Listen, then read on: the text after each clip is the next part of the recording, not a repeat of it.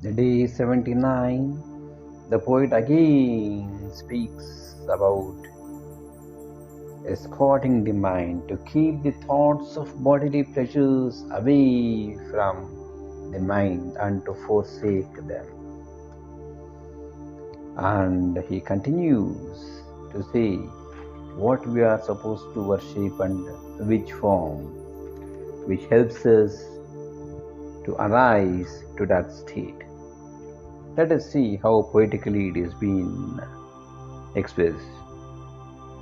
Manim kalpila vichayo sodavava Manim devanir gunatho volakava Manim kalpitam kalpanate saravi Sada sangati sajjanachi dharavi Sada sangati sajjanavi dharavi Sajjanachi dharavi. This is the thing which we should keep in mind. Always keep the company of the sages. Never to rue the company of the sages and the teachers, acharyas and the gurus. Stay put. So the first line very explicitly says, Mane kalpita vichayo sodavava. He says, oh mind, give up the pleasures of the thoughts of fulfilling or gratifying the whimsical ideas of the mind.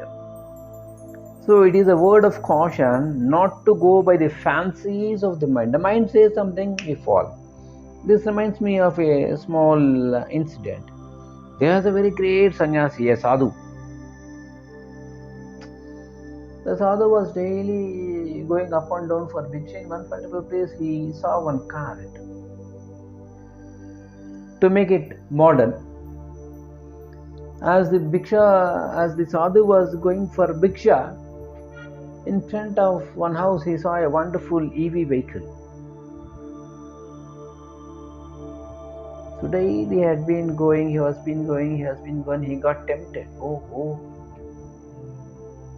If I have this EV vehicle, even my bhiksha becomes easier. I can go by this, I can save my energy. And the mind starts to justify. If I can save my energy, I can meditate more. Instead of walking for 3 hours to gain bhiksha from 5 houses, I can do it in 5 minutes. And the rest of the time I can contemplate. See, there's something called as walking japa. You can keep on walking and you can keep doing japam also.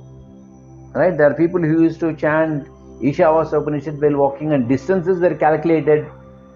How far is the temple? It says 21 Ishavasa Upanishad distance. By the time you complete 21 chantings of Ishavasa Upanishad, you will reach the destination. Or Mandukya Upanishad, anything, based on their familiarity. If it is too far, they say Brihadaranyaka Upanishad. Is it? Those days of calculation was different. And this he said, okay, going for bhiksha. Now he started, along with bhiksha food, he asked for dakshina. Why? He wants one EV. So he got dakshina, and then now he has to keep it, he has to park it, he needs a place. And he needs an electrical point, a socket to charge. And he needs a shelter for that, because rain and shine, it gets. So a small garage. You see how it keeps on increasing. So mind, if you don't escort, if you send the mind here and there, look this and that, initially will not, constantly if you keep on looking the same thing, the mind aspires for, desires for. The best thing, don't look at anything, don't hear anything. It says, Mane kalpita vishayo sodavava. So don't entertain those thoughts also. If it comes, say, hey, not now, not for me. How nice if I have an ashram of my own. Why? People can come. Now where will I invite them? Or if I have to conduct any program, I have to go somewhere else. Okay. Oh, I have to pay them. Again, I have to charge. These are all the justifications of the mind, my dear friends. Mind, that is a plea. Next, what does the poet say? Mane deva nirgunato olakava. O mind, see that nirguna, that attributeless, formless God. Recognize that. Not Ram in a form, Kodanda Rama, Pattabhi Rama, Karunya Rama, Ayodhya Rama, whatever it is. But go beyond, go to Adi Ram, as we say. Govindam Adi Purusham Tamaham Bhajami. It's a wonderful song. So go for that Adi, that Moola, the root. That which is formless, the subtlest. And then, Mane kalpitam kalpana te rasavi. Mane kalpitam kalpana te saravi. Now he says, Mane, by the mind, kalpita, the thinking, kalpana, the ideas, sarave, remove.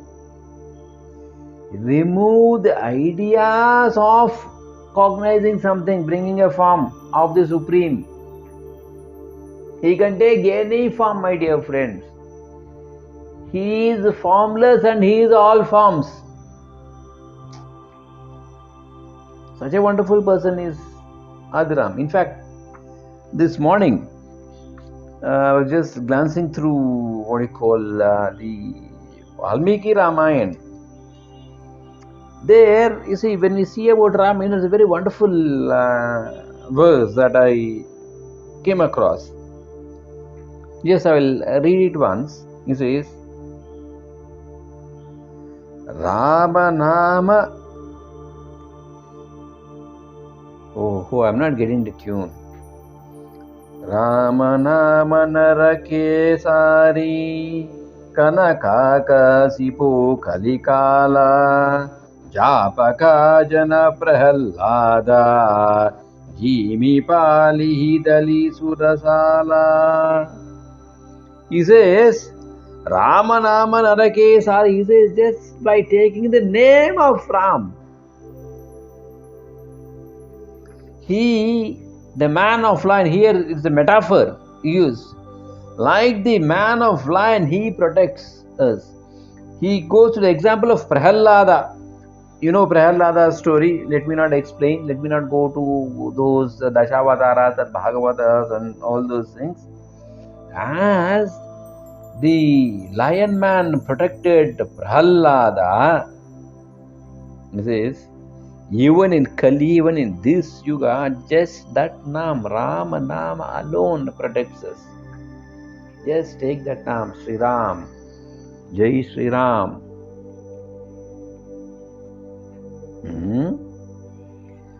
So, generally the moment we take a name, we get a form. If I say horse, you get a form. If I say table, you get a form. Isn't it?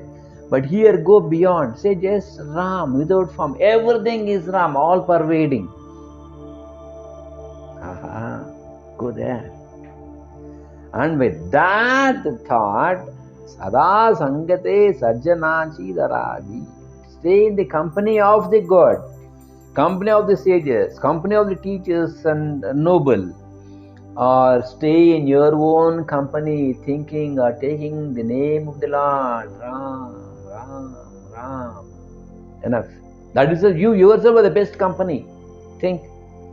Generally we feel bored. If you are put alone in a room and if you are not given any gadgets, Understand how? And you want others to love you. You can't love your own self. You can't be with your own self, but you want others to flock around you. Ah, what a tragedy. Think. All of you sleep. If you're put alone, without any gadgets, without any books, you can't enjoy your own company. You go to bed. You slide to Thomas. You sleep. Enjoy your company, buddy. As the saying goes, love your own self.